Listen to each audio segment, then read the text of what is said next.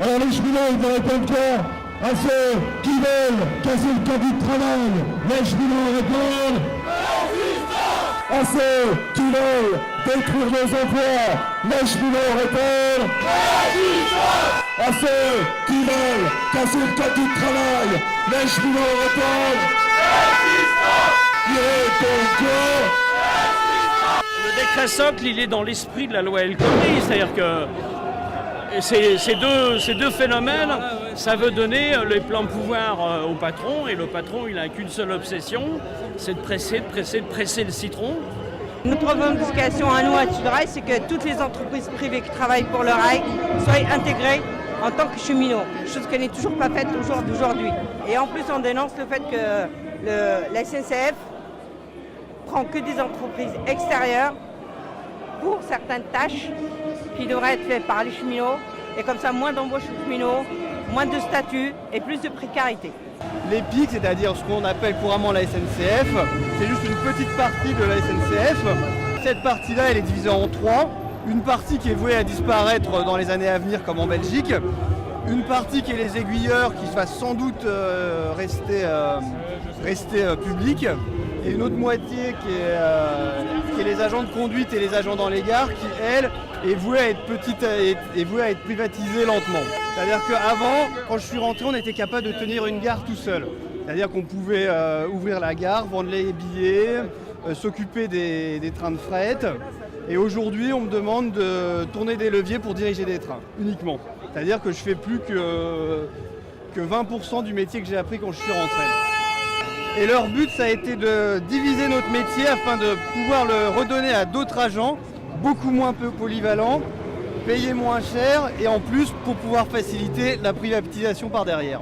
C'est-à-dire que la SNCF verse, si j'ai bonne mémoire, 300 millions l'année dernière en bénéfice, en dividende à son unique actionnaire qui est l'État français.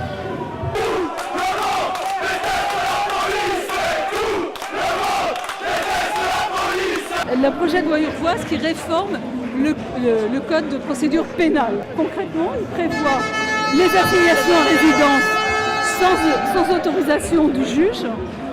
Il prévoit les IMSI-catcheurs. Il prévoit le contrôle d'identité pendant 4 heures. Il prévoit la déresponsabilité des policiers.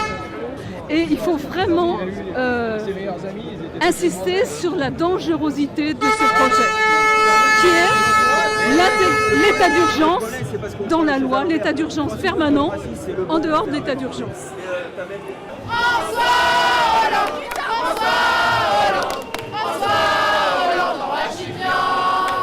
Et puis Macron pour le bouillon. Et puis Macron pour le bouillon. Et puis Macron, et puis Macron, et puis Macron pour le bouillon.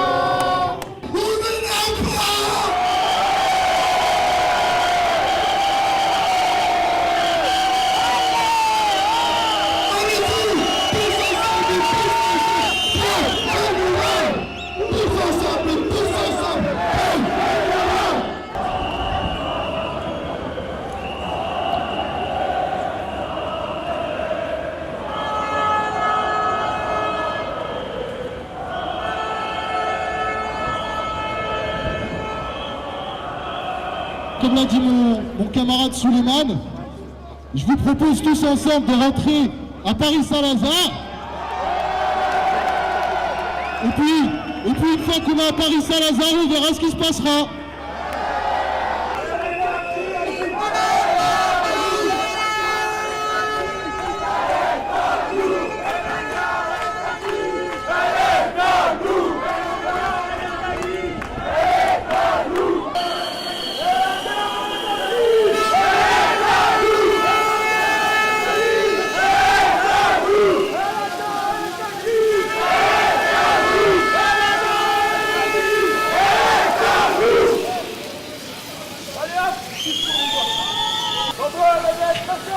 Contrôle la loi au travail, une seule solution, radical.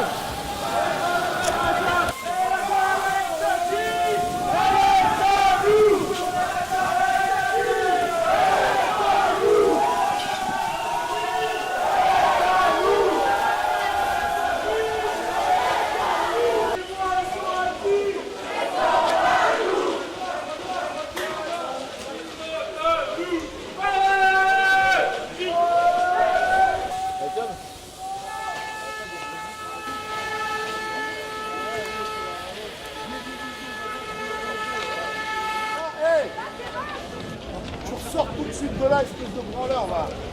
Avec des stylos, on casse pas l'outil de travail, nous.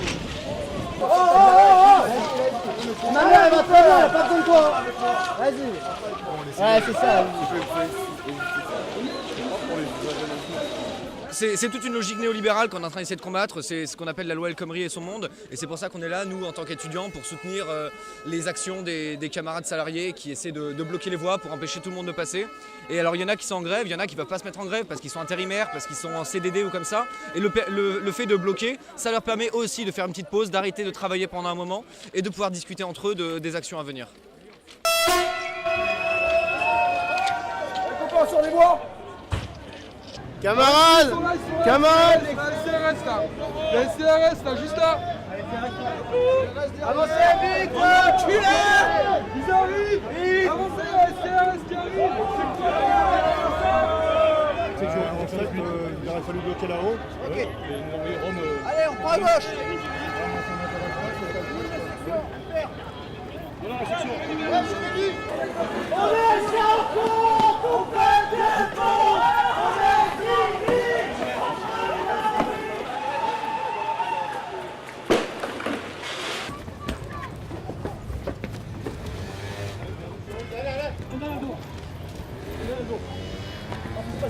Manifestation masquée. Laissez-le.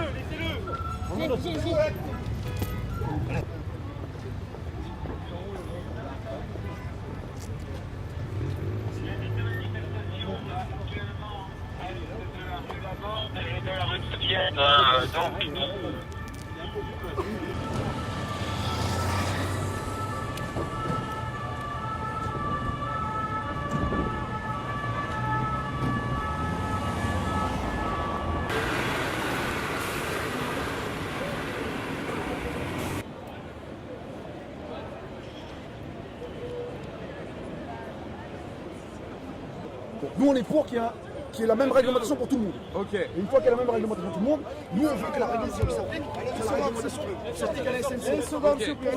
Parce que avant, faites à la SNCF. Nous, là, c'est comme vous. Ça y est. Charlie, vas-y.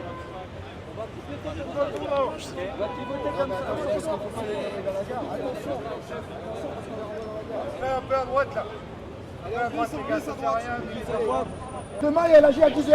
On va tous nous voir. Donc on se retrouve demain à 10h. Là, vous rentrez chez vous, avec vos femmes, vos enfants. Hein, tranquille. Et on se reprend bien. Le combat, il n'est pas fini, les copains. Allez. Allez, allez.